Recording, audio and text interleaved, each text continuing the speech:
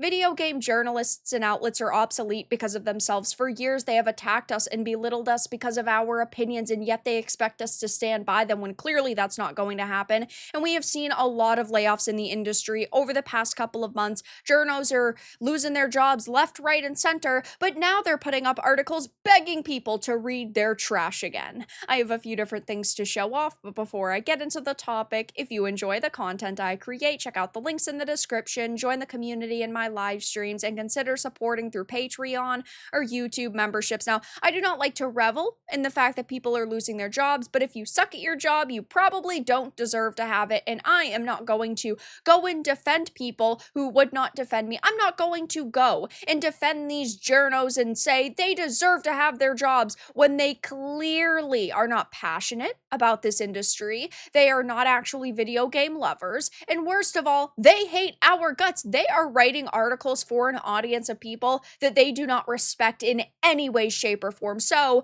you're not going to get much sympathy out of me. And now they're putting up articles like this: gamers, support the people and sites you love before it's too late. I think it already is too late. It's been too late for a fucking decade at this point. There are very few video game journos that are still left that are actually half decent. The rest of them are awful. They are activists, and they are people who would love to be talking politics but couldn't make it at mainstream sites like MSNBC, so they ended up having to find another industry to infiltrate, and they thought that the gaming industry was going to be an easy target, that gamers were going to be an easy target, but we've proven over the years that that is definitely not the case, and now they're complaining that they're losing their positions when they have for years shilled for major companies and defended them tooth and nail, maybe because sometimes they got paid to do that, but we have called them out on their BS. We can see through their lies. And now that it's time for gamers to run to their defense, nobody is.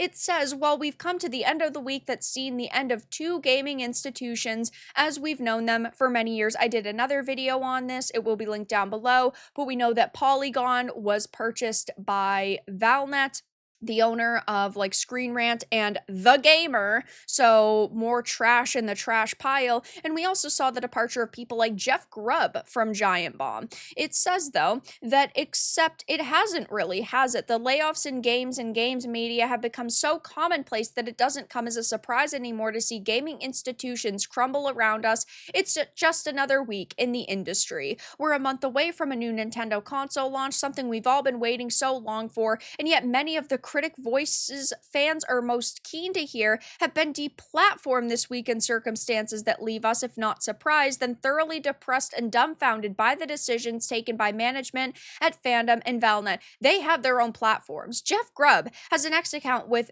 tons of followers. I have never really looked at Dan's social media. I would go out on a guess and say that he has a following too.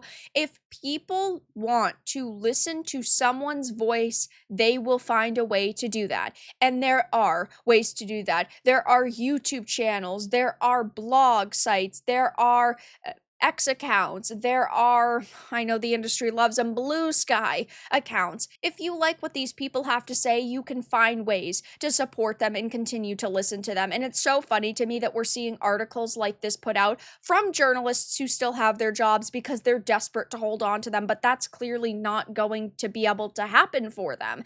Again, I don't like hearing that people are losing their jobs, but obviously gamers are fed up with you guys. We are not listening to you guys anymore, and there are alternative ways for people to kind of consume the information that they want to, and they don't have to be told that they're ists or phobes for not supporting a certain game. Look at what happened with The Last of Us Part 2 in 2020. There were tons of outlets, the Polygons, the Gamers, the Kotakus, who were attacking us, saying that we were homophobic because we didn't like it because it happened to have Ellie, who's a lesbian, or we were misogynists and sexist because we didn't sympathize empathize with Abby pulling a Joel in one.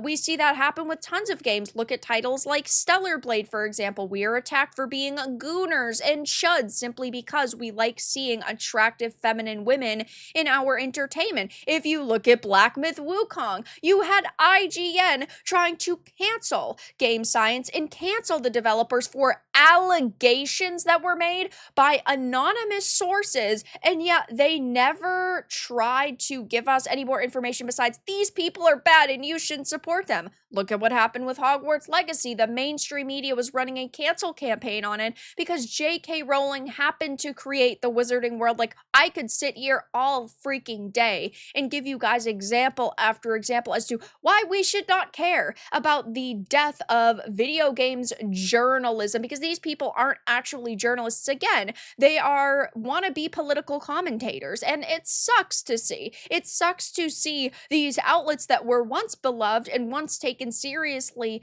fall, but the only way that they could be saved at this point is if literally everybody across the board was fired, management was changed, and they actually brought on talented writers and passionate people, but that would be a little too expensive for them, I'm sure.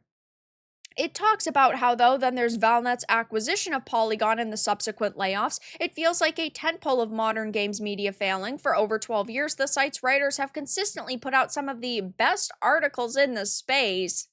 That's cap. So the talent being thrown away with this round of layoffs is confounding. Firing your most experienced staffers mere weeks before an important console launch suggests something about the standard of coverage these companies are interested in providing to their audience, you might think. And then, of course, they talk about Giant Bomb, how they jumped on board in the mid-2010s, or are a recent convert. The Giant Bombcast and Beastcast, for a good spelling there, has been a fixture of many a gamer's week since starting in 2008. Even if you've never watched a single GB video, the podcast's radio-style warmth and informed but informal tone set a template for many a gaming podcast in the following years, and epic multi-hour Game of the Year episodes became yearly traditions for listeners to look forward to and savor. Again, this does suck for the few people that were a part of these outlets and projects that actually cared, but they were few and far between, and you can't keep around the bad apples just because there's one or two good apples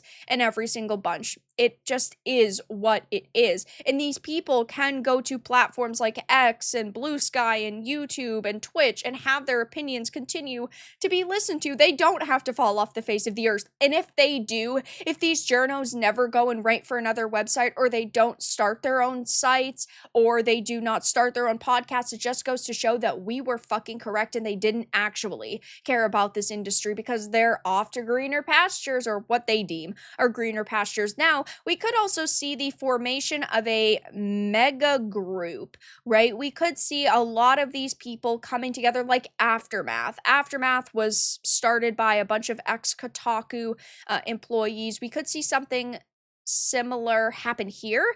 The problem is that I don't think it's going to initially bring in a lot of money, so they would basically just have to be doing it for free until a following was built, if a following could even be built. But a lot of gamers just don't care, and we have really not been given a reason to care. These people have disrespected us time and time again, and while all I can really say is boo-hoo, so sad. Now, of course, this is not the first set of layoffs we've heard in the video game industry, and it certainly will not be the last, but I will be keeping my eye out for similar articles like this, begging you for your attention and for your compassion and for your care, saying, gamers, support the people and sites you love before it's too late, even though clearly it is too late because they have killed any sort of love off that people had for them. But that's all that I really had to discuss in this video. Let everyone know your thoughts in the comments below. If you enjoyed this, give it a like, and if you didn't, give it a dislike. I appreciate your support either way, but I'll talk to you all again in the next video really soon.